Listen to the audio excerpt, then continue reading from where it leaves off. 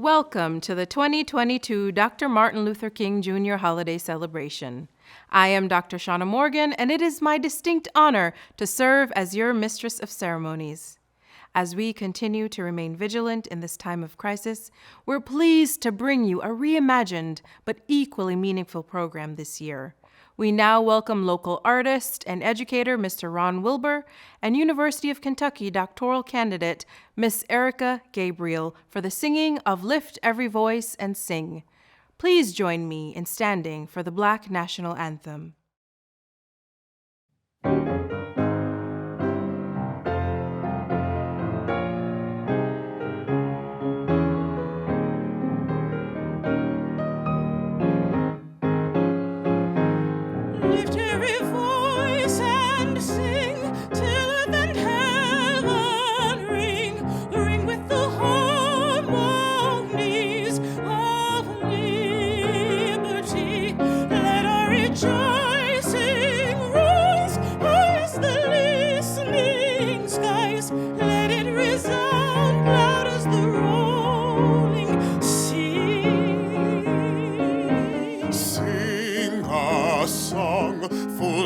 Faith that the dark past has brought us. Sing a song full of the hope that the present has brought us. Facing the rising sun of our new day begun. Let us march on till victory is won.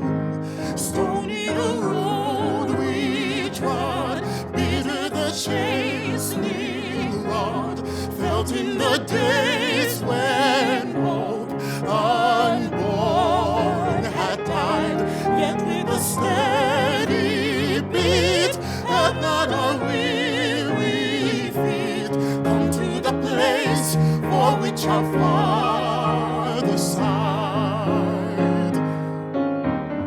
We have come over the way that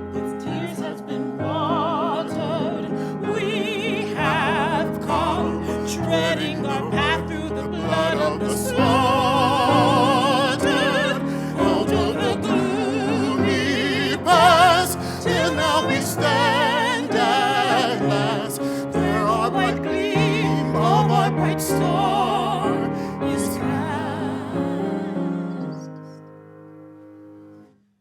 God of our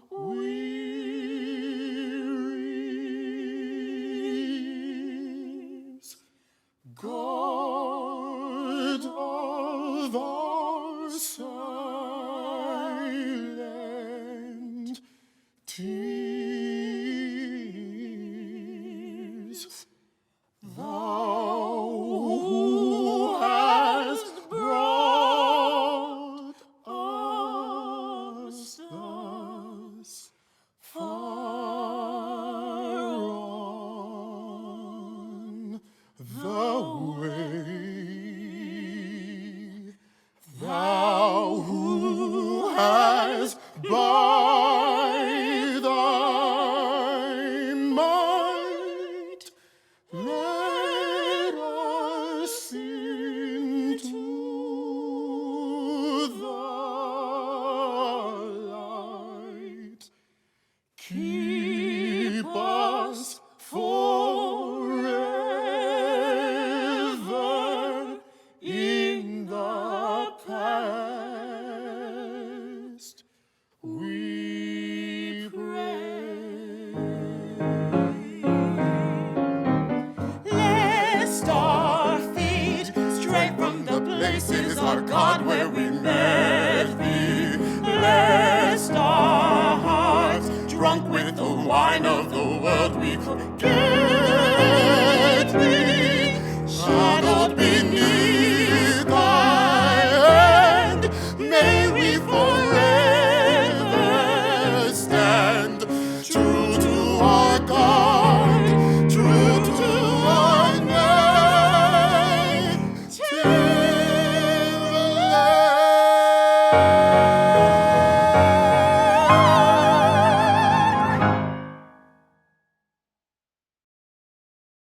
Thank you, Mr. Wilbur and Miss Gabriel, for that moving rendition. Let us march on, indeed.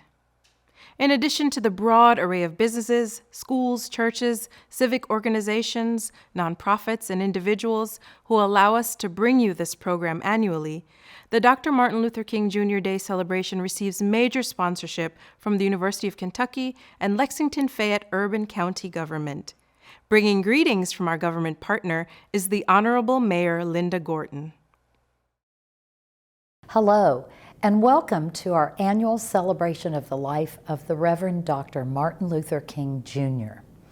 During today's 2022 commemorative program, your heart and determination will be lifted by the good works and writings of Dr. King.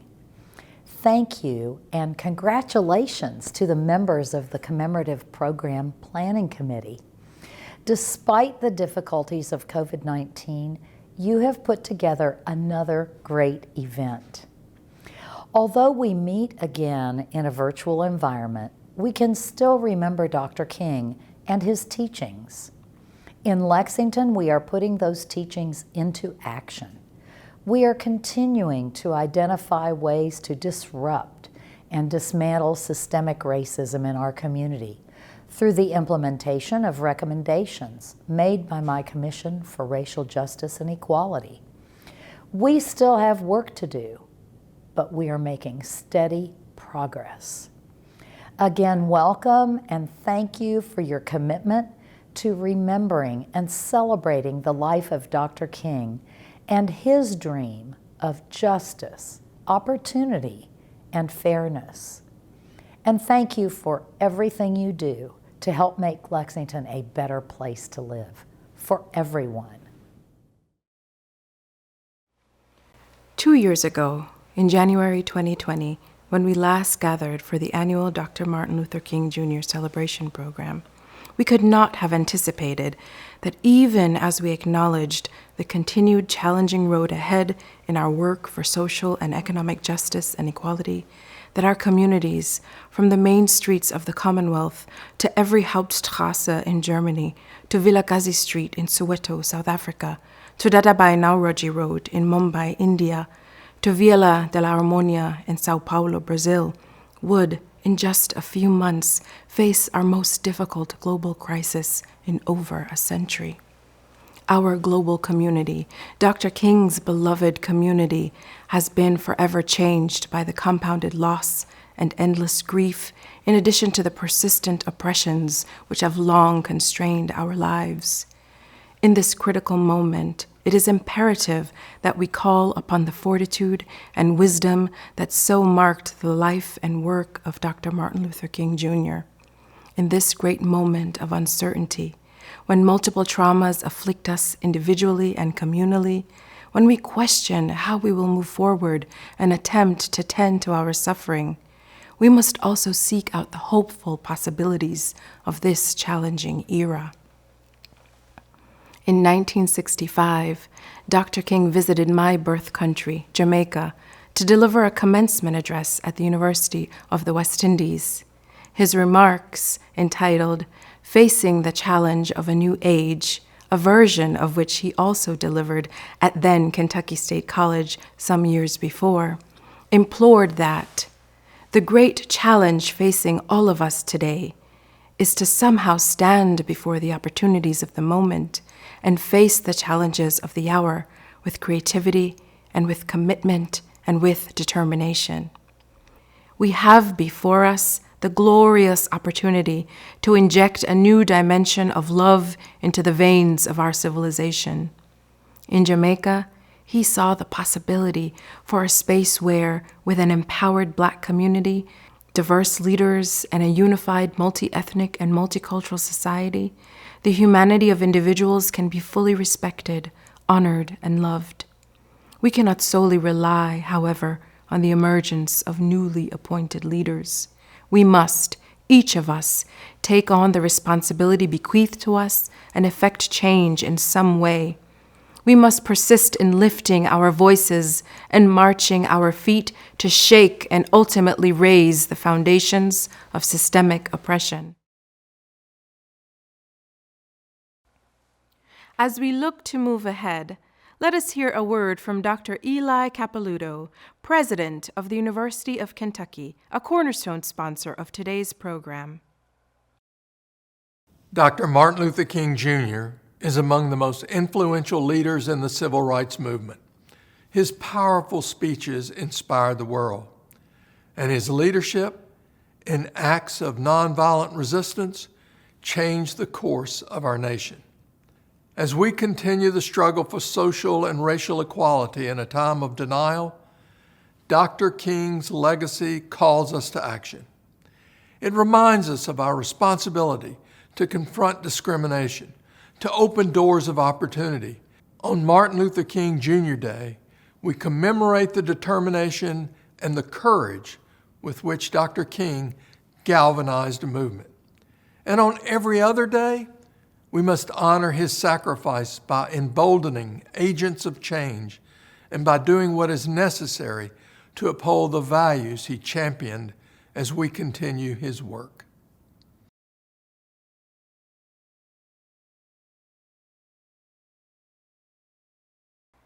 Dr. King regularly invoked poetry in his essays and speeches, and so it is fitting that we welcome our next guest, dynamic artist, activist, educator, and director of One Lexington, Mr. Divine Karama. It's coming. Iron stretching, new drugs, dimes ingested, cold nights, strong winds, and the chimes are deafening. Oh, you ghetto shining. But the lack of ownership is the diamond tester, Mr. Meach. This is why in each rhyme there's a message, because the current climate is treacherous and we are entering in a time of reckoning, and I can see it coming. In extended darkness, now is not the time for the sun to be dimmed. How my civil rights and liberties become a trend? In 2020, we were literally protesting for our lives, and now it seems Halloween is over and many of these companies have discarded their disguise, but this is not a costume. And my freedom tastes sweeter than candy. I'm either loved as a bridge or I'm hated in my independence. Just have a seat if you can't stand me, because I can feel it. It's coming. Equity and equality were simply talking points of a moment. Was I elevated off the merit of my work, or was I simply chosen as a token? I believe it's the former, but you got to show me that we as a society can move beyond this systemic omens and exude more than platitudes simplistically spoken, because we are broken. The same agencies and corporations stood with us in chain emails. Now have abandoned us a year and a half later before we could prevail. Now back to enticing me through retail, but I don't have to go broke on Black Friday. Man, I'm broke and I'm black every Friday. The easiest enemy to defeat is one that defeats itself. We must first come together before we can ask others for help, and I can see it coming. I mean, could you imagine if all of the men would unite as one? Build a brother up instead of slights from the tongue? Instead of arguing over different methods of the solution, we'd all get to work and just inspire a movement. Though we are one team, we play different positions, but evil will destroy us by creating division. We got to stay focused, look at the bigger picture. Seeing our youth succeed is the reason for the mission. To the man they call Papa, stuck raising his grandkids. To the brothers fresh out from doing a long bid. To all the police daily walking on the beat, to the city street workers picking trash off the street, the knowledge and wisdom shared from our barbers, the artists, the teachers, the coaches, the authors, lawyers, even directors of nonprofits. We are One Lexington, and it's going to take all of us. I no longer see it coming. It's here. Peace and love.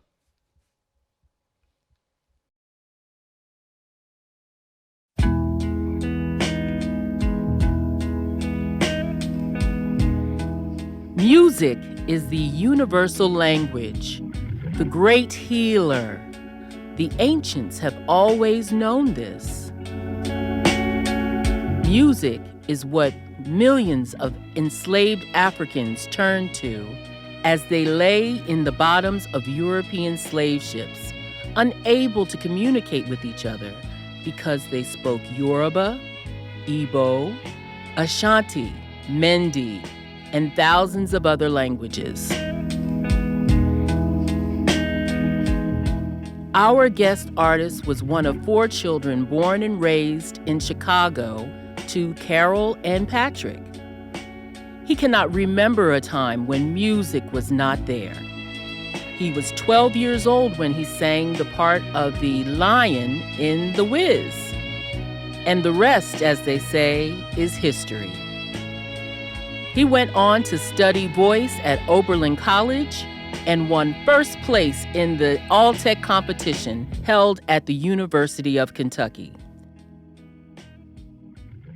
This prize allowed him to continue his studies at UK under the legendary Dr. Everett McCorvey. During all of the years he devoted to his studies, he and his wife Leticia were also raising 3 sons, Joshua, Benjamin, and Jace Bryson. He earned his doctorate in music arts in May of 2021 and is now on faculty at the University of Kentucky's School of Music. Can you mend a broken heart? How do you mend a broken people, a broken nation? Ladies and gentlemen, brothers and sisters, after Emmett Till, Trayvon Martin, and Sandra Bland, after George Floyd, Breonna Taylor, Ahmaud Arbery, and after 2020 and COVID, the 2022 Martin Luther King Jr. Holiday Committee proudly brings to you a brother for whom music is a real and healing force, Dr. Michael Priestley.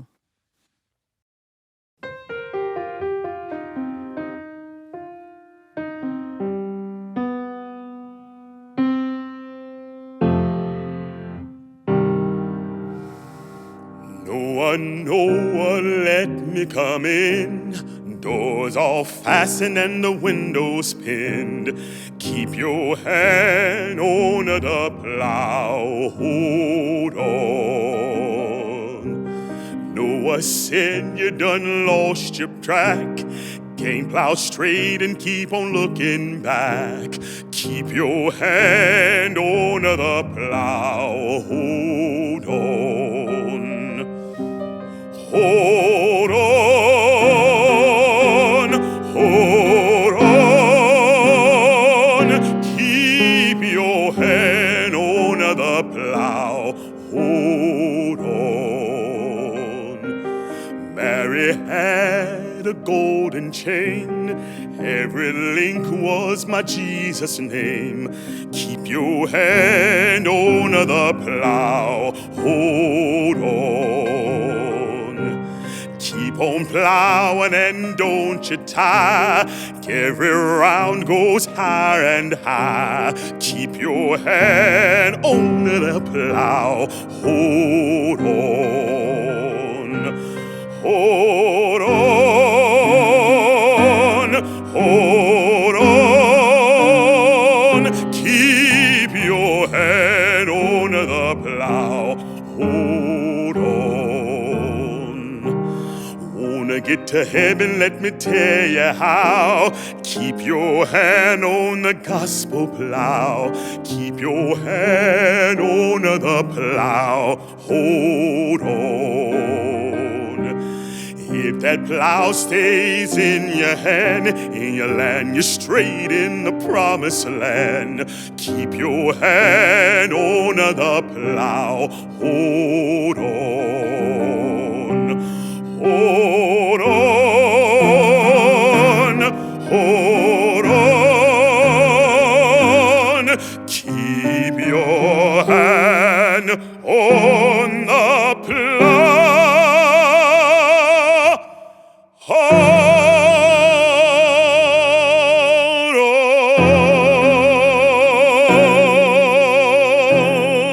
on. Keep your hand on the that plow, and a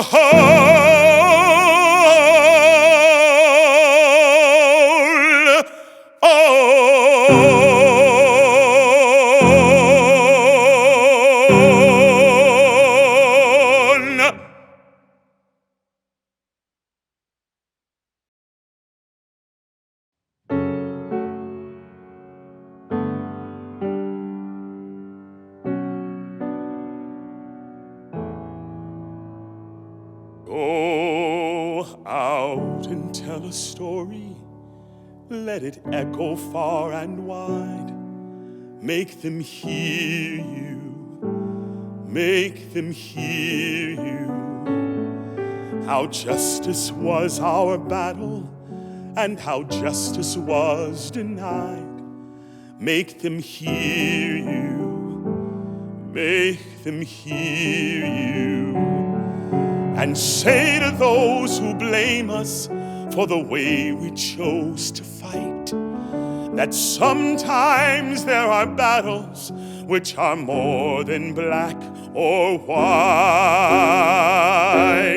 And I could not put down my sword if justice was my right. Make them hear you. Go out and tell a story to your daughters and your sons. Make them hear you, make them hear you, and tell them in our struggle we were not the only ones. Make them hear you, make them hear you. Your sword can be a sermon or the power of the pen. Teach every child to raise its voice, and then, my brothers, then will justice be demanded by 10 million righteous men.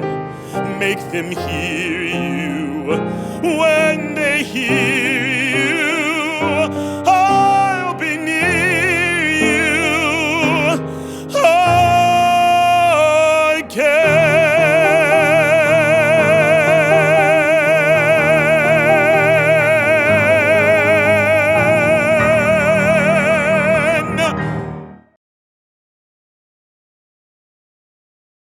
When life itself offers no order and meaning, wrote Dr. King, the musician creates an order and meaning from the sounds of the earth which flow through his instrument. We thank Dr. Priestley and Mr. Little for creating such powerful meaning through music and song. And now a message from our esteemed Governor, Andy Beshear. Hello, everyone. This is Governor Andy Beshear. Thank you for the opportunity to join the Freedom March today to honor the Reverend Dr. Martin Luther King, Jr. This year's celebration of Dr. King holds a new level of significance after what our country and our Commonwealth have been through over the past 2 years. Both our state and our country are hurting from a pandemic that has swept across the world and taken the lives of so many of our loved ones. We're hurting from unprecedented natural disasters that destroyed block after block of so many of our communities, ripping apart homes and families. And we're hurting from the racial injustice that has plagued our nation for far too long. But while so many days over the past 2 years have brought extraordinary challenges, they've also shown us the spirit of our people, highlighting those words from Dr. King, "Darkness cannot drive out darkness, only light can do that. Hate cannot drive out hate, only love can do that." In the midst of the darkness, it is even easier to find the people who choose to be the light. Dr. King chose to be the light. Our healthcare workers, first responders, teachers, social workers, and so many other heroes continue to be the light. And now, it's truly my honor to introduce you to another shining light, our special guest today and a friend to Kentucky, Senator Reverend Dr. Raphael Warnock.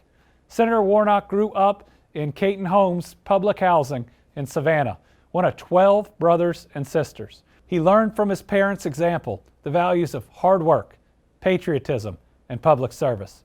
Senator Warnock's father was a World War II veteran, and in addition to serving his country, he served his community as a small businessman and as a pastor. As a teenager, Senator Warnock's mother spent her summers picking tobacco and cotton, but as an adult, she'd become a pastor herself. From that foundation, their son became a proud Morehouse College graduate, and he went on to earn a PhD. More than 16 years ago, the Reverend Dr. Warnock was selected to serve as senior pastor at Ebenezer Baptist Church in Atlanta, the former pulpit of Reverend Dr. Martin Luther King Jr. He was the youngest pastor to ever be chosen for that historic leadership role. But that history wasn't enough for him. Just 1 year ago today, only 10 African Americans had ever served in the U.S. Senate. But on January 20th, 2021, Senator Warnock became the 11th and also first ever African American senator from the state of Georgia. Like the good senator, in tough times I turn to my family and faith. Scripture guides us, do not let evil defeat you. Instead, conquer evil with good. Because of this, here on Team Kentucky, we lead with love. We will rise to the occasion, to the challenges of our time, and to the example set by both Dr. King and Senator Warnock. We will build a better Kentucky and a better world where everyone matters and love always wins over hate. On behalf of all Kentuckians, thank you again for joining us today, and welcome to the Commonwealth.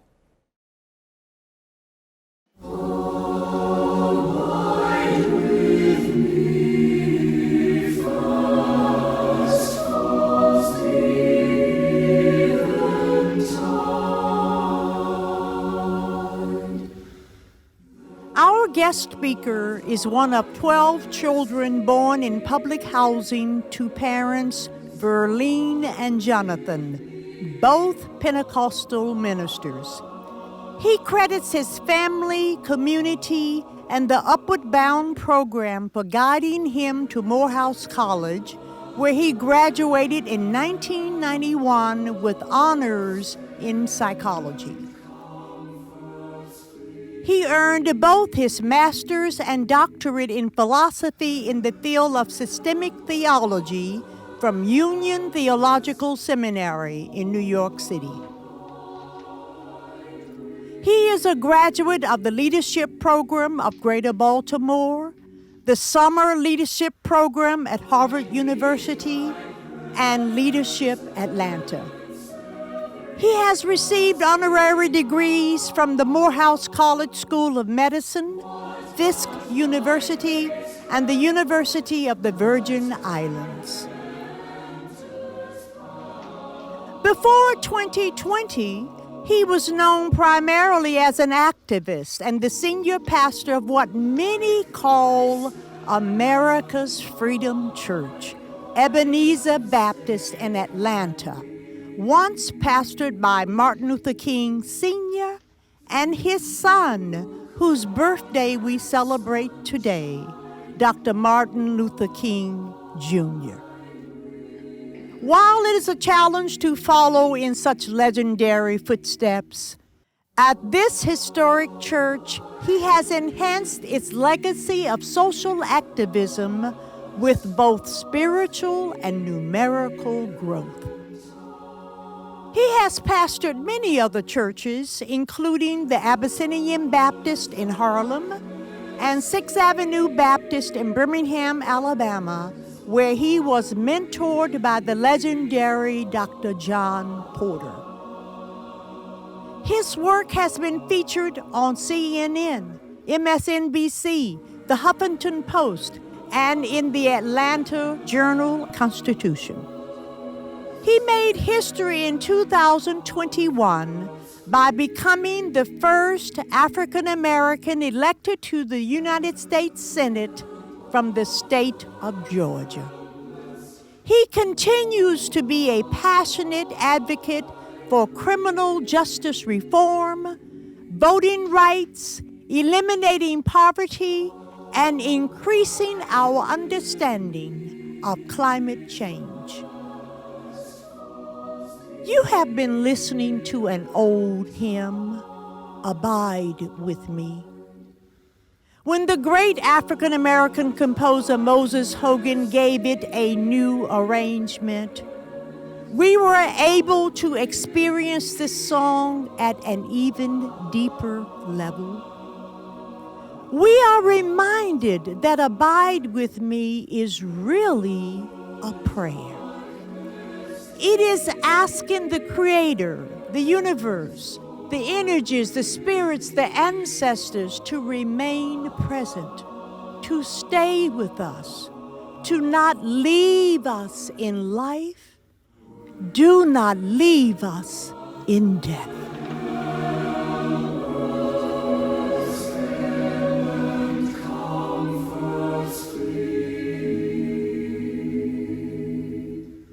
As we make our way through a most difficult world, through COVID, through the looming threat of voter suppression, through assaults on black, brown, yellow, and poor people, through the oppression of women and attacks on democracy and humanity itself, we do not have to be told. We know it is our job, our duty, our near, our purpose to leave this world better than we found it.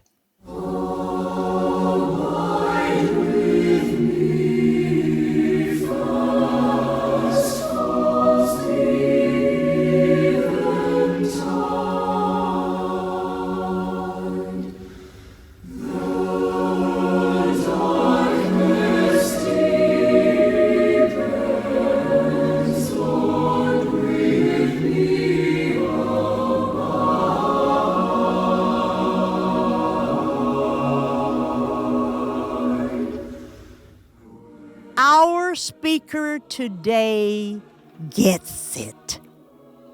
Ladies and gentlemen, brothers and sisters, the 2022 Martin Luther King Jr. Holiday Committee proudly presents to you U.S. Senator Raphael Warnock.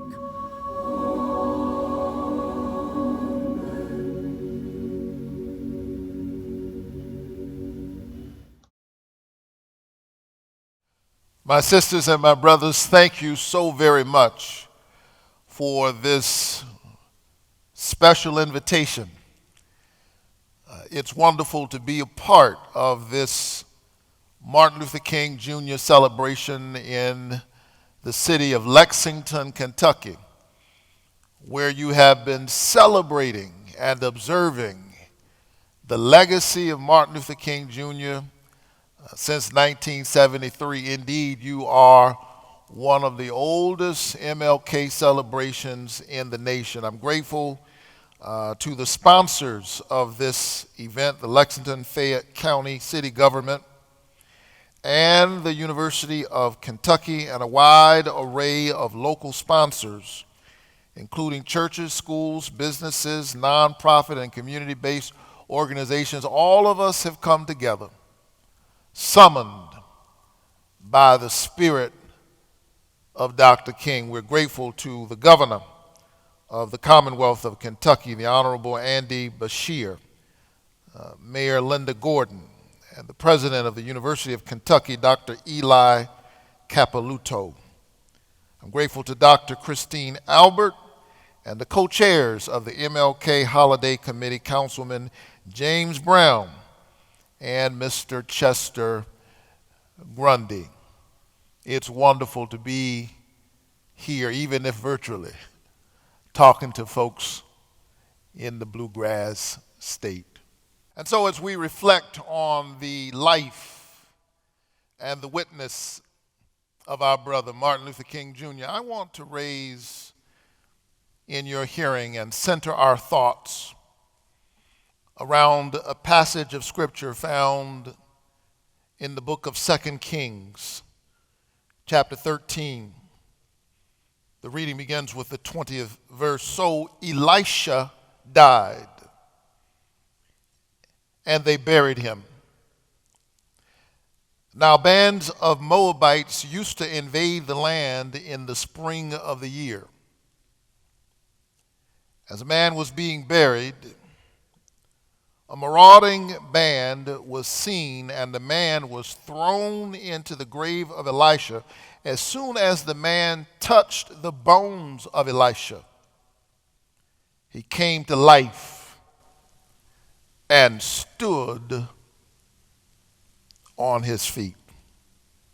Strange passage. Let me read that 21st verse again. As a man was being buried, a marauding band was seen, and the man was thrown into the grave of Elisha. As soon as the man touched the bones of Elisha, he came to life and stood on his feet. I want to talk for just a little while about a legacy that lives on. A legacy that lives on every year around this time. A rather interesting and curious question emerges in the American public conversation.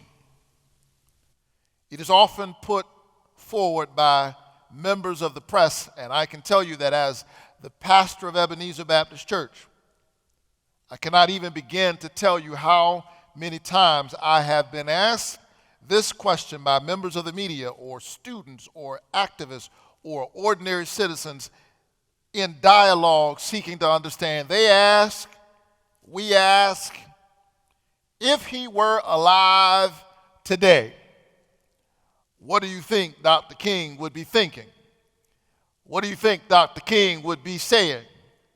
What would Dr. King be doing if he were alive today? What would he be saying? What would he be thinking? And what would he be doing about the burning social issues and moral struggles that confront us right now, from mass incarceration to immigration to climate change to voting rights? People ask, what would Martin do? Isn't that amazing? He died in 1968. And now, more than half a century later, we still ask, and we ask for good reason, what would Dr. King do? And to me, it is a rather curious question. It is curious because of its singularity. We hardly ask that question on such a wide array of issues of anybody else. Abraham Lincoln was a great president, but I don't hear us asking, not with the same urgency when his birthday comes around or when President's Day comes around. I don't hear people around every corner asking, what would this president do or that president? What would Lincoln do? Lincoln was a great president, perhaps the greatest president. But Martin Luther King Jr. is arguably the greatest American who ever lived. A man born on the other side of the American dream, never lost faith in the American dream. Talked about it eloquently and powerfully, and laid his own life on the line in order to secure its promise. He was the walking embodiment and the shining example of the Jeffersonian ideal. We hold these truths to be self-evident, that all men, Jefferson said, and he really did mean men, are created equal, that they're endowed by their Creator with certain inalienable rights, among them life, liberty, and the pursuit of happiness. Jefferson perhaps meant only men, and when he said all, perhaps he didn't mean all. That's why I'm so glad that in the moral arc of our country, standing on the Mall in Washington, D.C., there is the statue of Thomas Jefferson, but on the other side of the tidal basin, there stands a towering descendant of slaves looking at Jefferson. Standing there with his arms folded is a black man named Martin Luther King Jr., as if to say, did you mean what you said when you said it? And so this has been the arc of our country, pushing us closer. And so we celebrate as we try to push closer to our ideals. We celebrate the life and the legacy of Martin Luther King Jr., and we ask again, we come together again just to ask in these difficult days, in these trying times, what would Martin be saying? What would he be doing? What an amazing gift he was, what an amazing gift he is. He stands in the best of our moral tradition because Dr. King was a prophet. And I submit to you that nations need prophets. Thank God for presidents, but nations need prophets because prophets have a way of comforting the afflicted and afflicting the comfortable.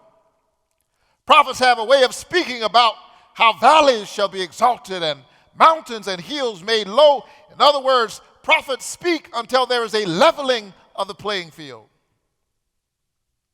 Prophets remind us of who we are and whose we are and who we might become if we would give over to God, give ourselves over to God's dream for our humanity. Thank God for prophets. Elisha was a prophet. Elisha, that towering biblical figure. Elisha, that noble and anointed man of God who anchored the hopes and the dreams of Israel more than any king of Israel. Elisha standing in the grand prophetic tradition. Elisha, the mentee of Elijah, received a double portion of his power when he went up to glory in a whirlwind. Elisha, who was so powerful that he raised a dead boy, the only son of a widow. Elisha, who turned a deaf stew into a delicious soup. Elisha, who, when the people of the city discovered that the water was toxic and polluted and dangerous for human consumption, he put some salt in a bowl, created a Brita filter, threw it in the water, provided, if you will, Perrier and Pellegrino and Poland Springs in one fell swoop. Elisha, who gave life to so many, was dead.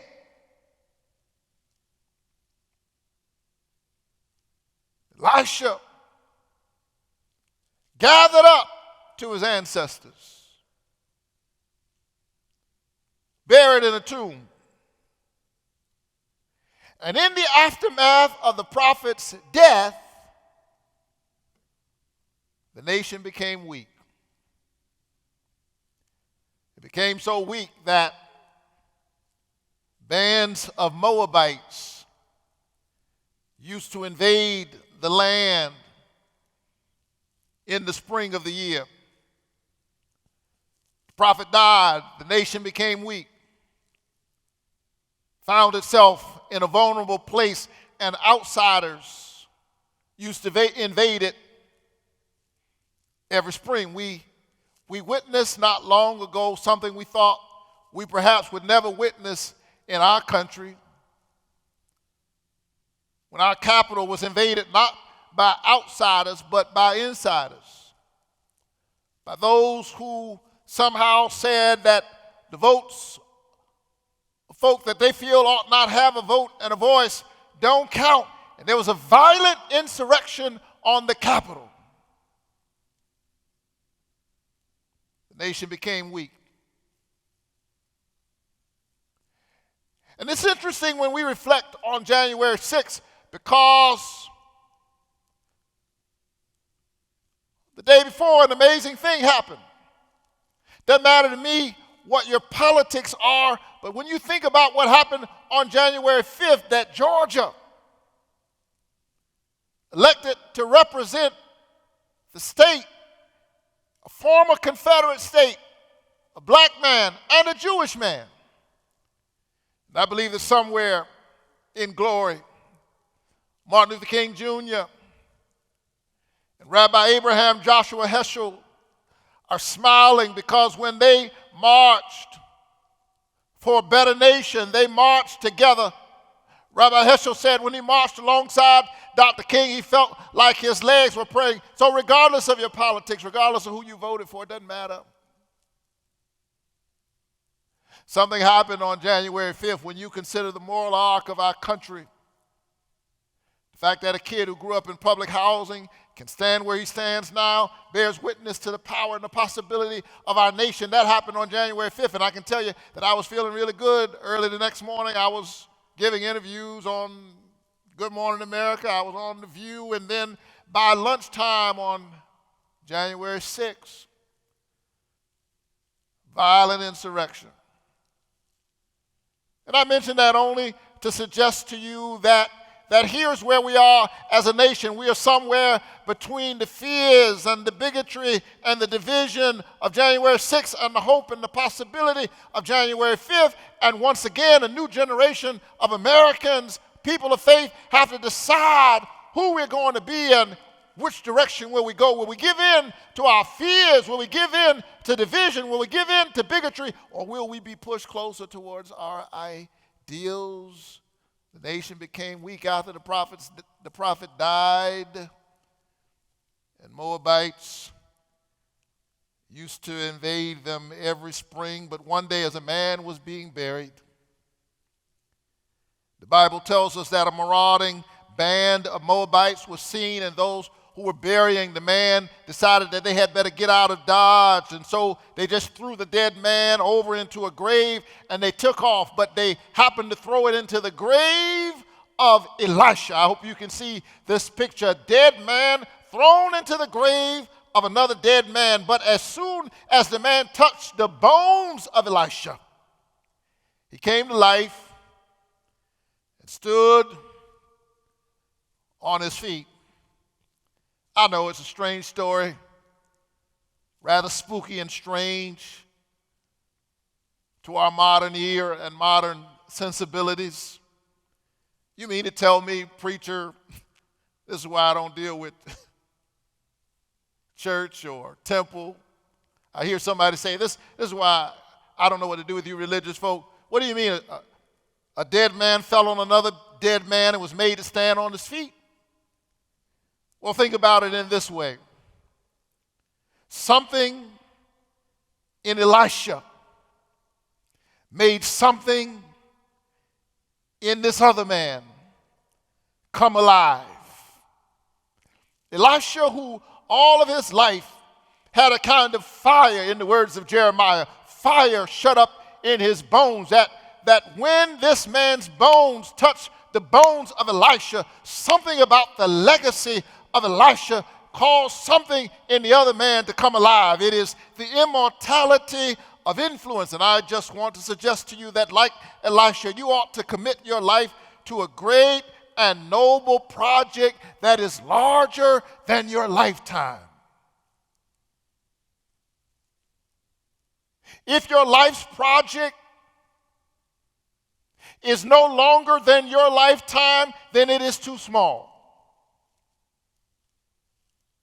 You should give yourself over to something larger than your life and larger than your lifetime. You should give yourself over to an ideal of the beloved community that is so big that you'll have to pass it on to the next generation. He fell over into the grave.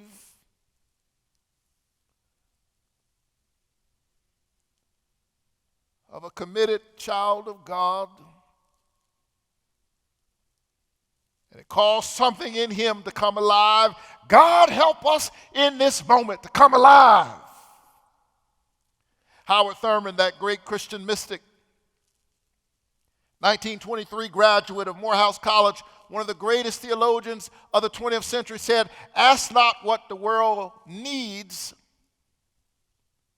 Ask what makes you come alive, because what the world needs is people who have come alive." So every year around this time, we ask, what would Dr. King do? We ask it because his legacy is still very much alive, and if we would give ourselves over to it in this moment.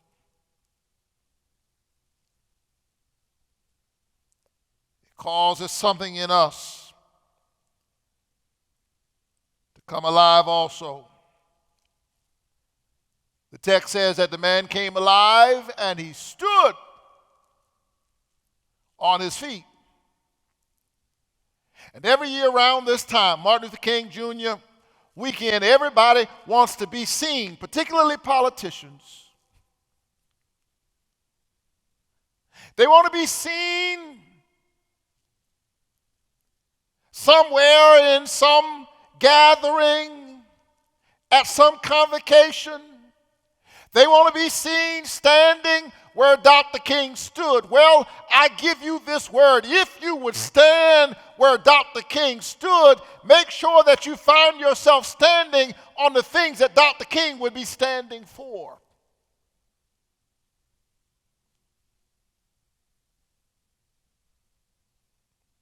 We don't need folk who simply offer platitudes to his name. You cannot remember Dr. King and dismember his legacy at the same time. If you would lift up his name, you must lift up the issues that he cared about and died for. And if you are truly committed to those issues, something in them, something in the power of his words and the depth of his commitment ought to cause you once again to come alive.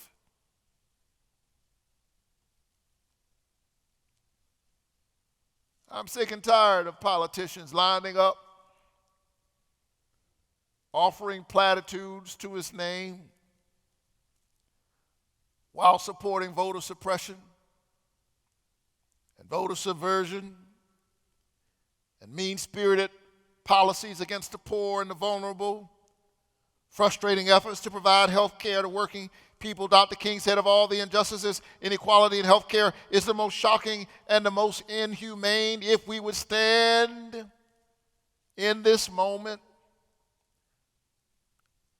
let us not stand just to be counted. Let us stand up in the places where it counts. He came to life,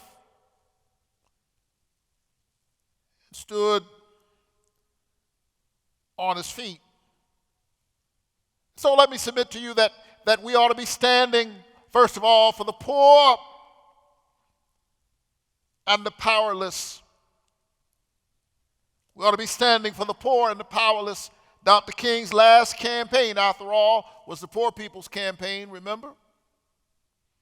He died in Memphis, fighting for workers, sanitation workers.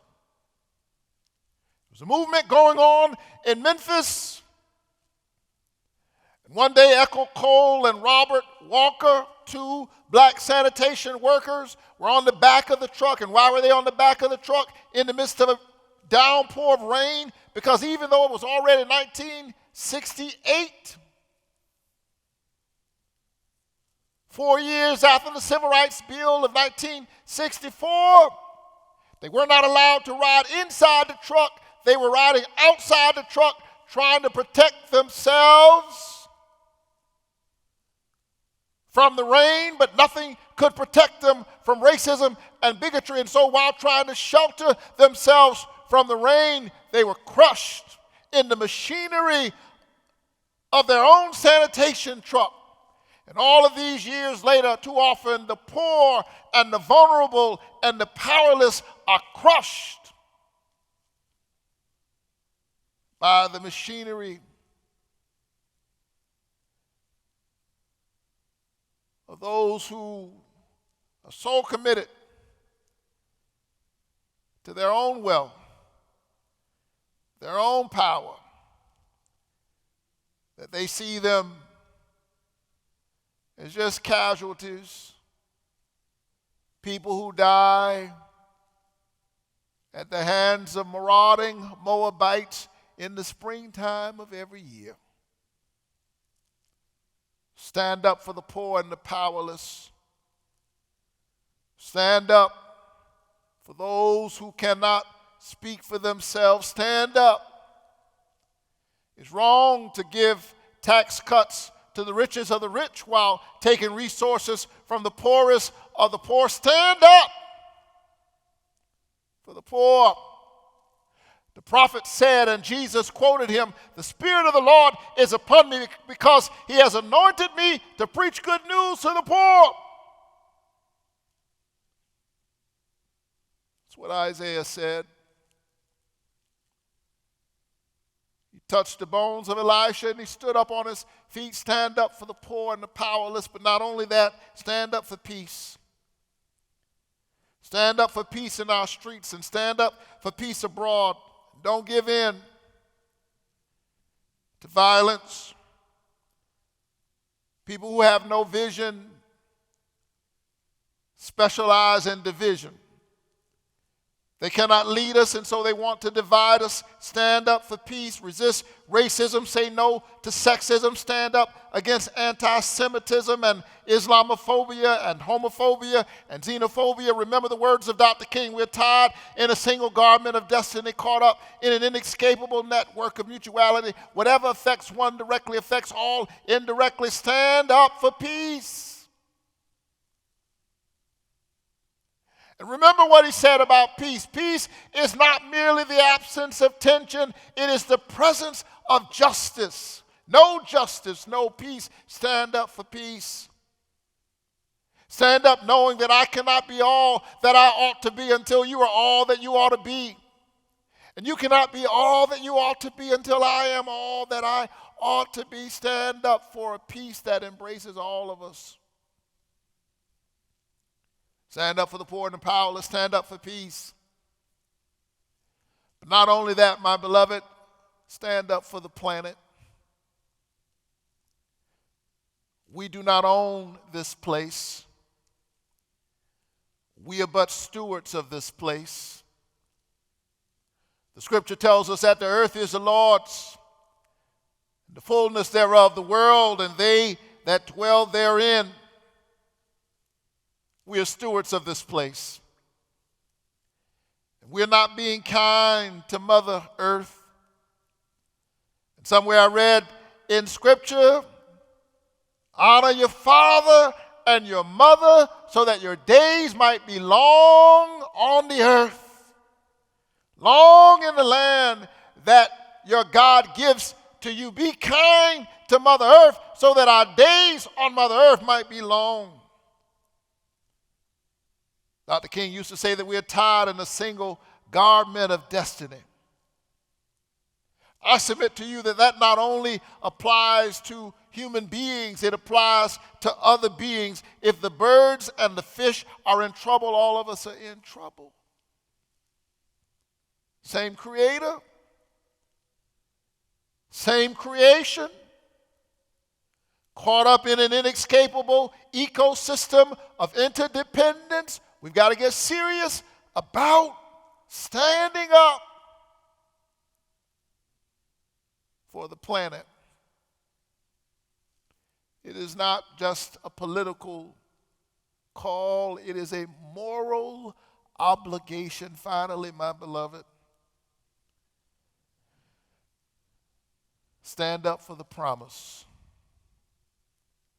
The promise that we have with one another as a people. Stand up in that promise encapsulated in three simple words: we the people. Stand up for the ideals of an inclusive democracy that embraces all of us, e pluribus unum, out of many, one. One people standing up for one another. That's the promise. That's why I work so hard. That's why I move back and forth. That's why I am so focused on the work that we must do in this moment. That's why I won't rest until we get voting rights done. Because every now and then, after I've finished working in Washington, D.C., working in Atlanta, standing in my church, standing on the floor, trying to argue for the best within us, I go home and I look into the eyes of my two precious little children. And I fight because I know that my children will not be okay until other people's children are okay. So let's stand up and come alive. In this moment, justice is not dead. Truth is not dead. Righteousness is not dead. And if we have to tap into the power of the prophet who is already gone, let us hear his voice anew until all of us come alive again. And every now and then, when it feels like it's way too much, you ask yourself, who am I and how can I make a difference as small as I am? I want you to remember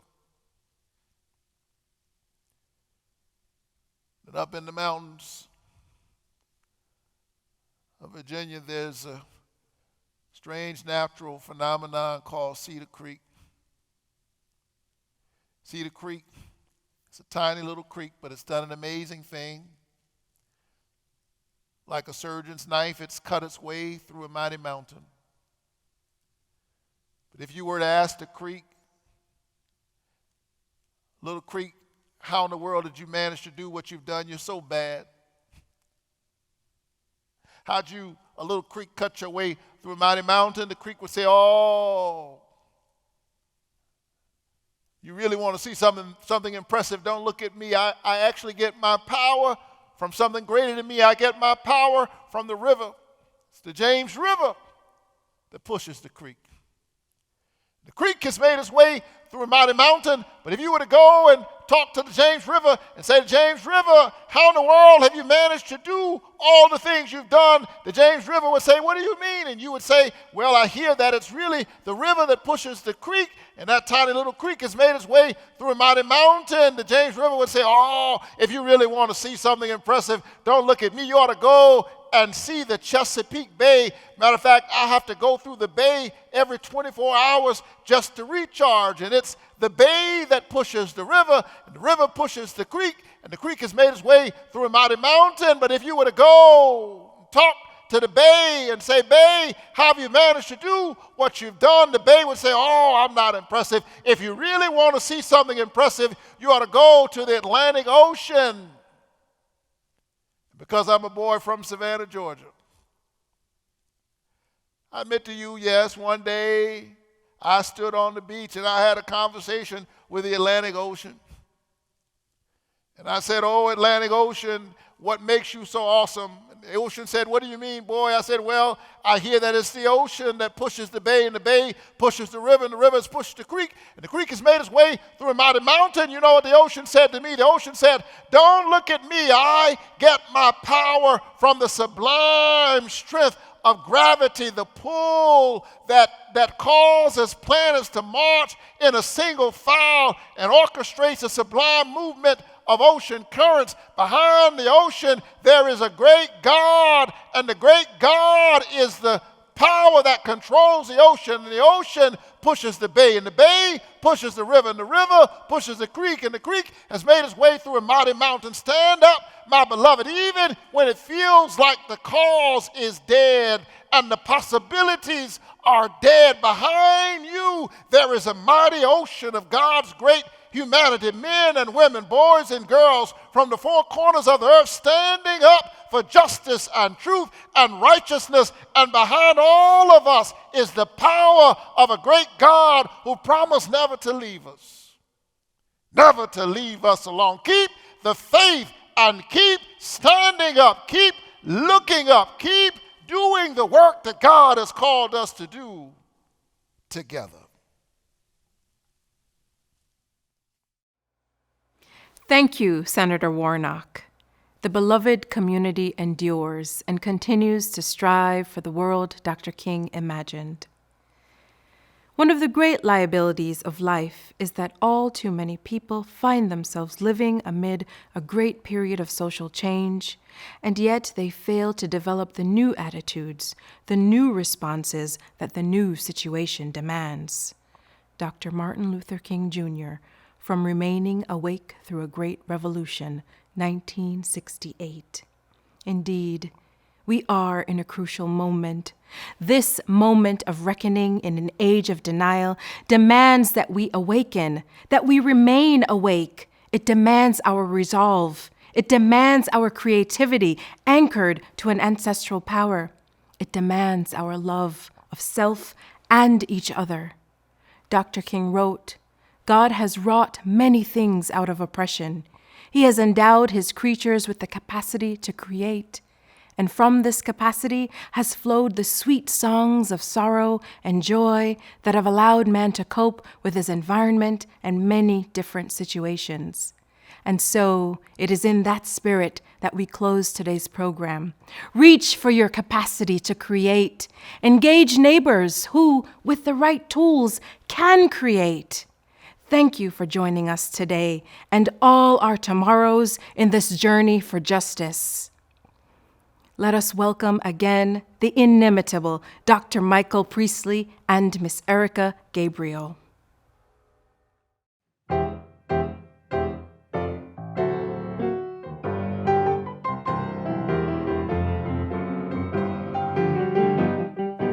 We shall overcome. We shall overcome. We shall overcome someday. Oh, deep in my heart, I do believe that we shall overcome someday. We shall live in peace. We shall live in peace. We shall live in peace someday. Oh, deep in my heart, I do believe, oh, we shall live in peace someday.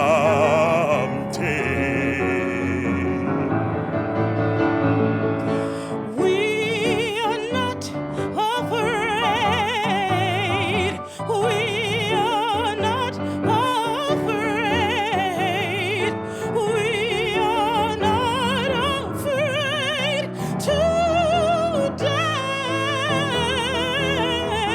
Oh, deep in my heart, I do believe that we are not afraid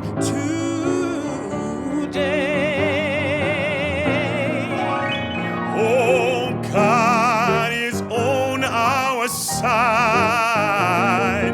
God is on our side. God is on our side today. Oh, deep in my heart, I do believe, oh, God is on our side today.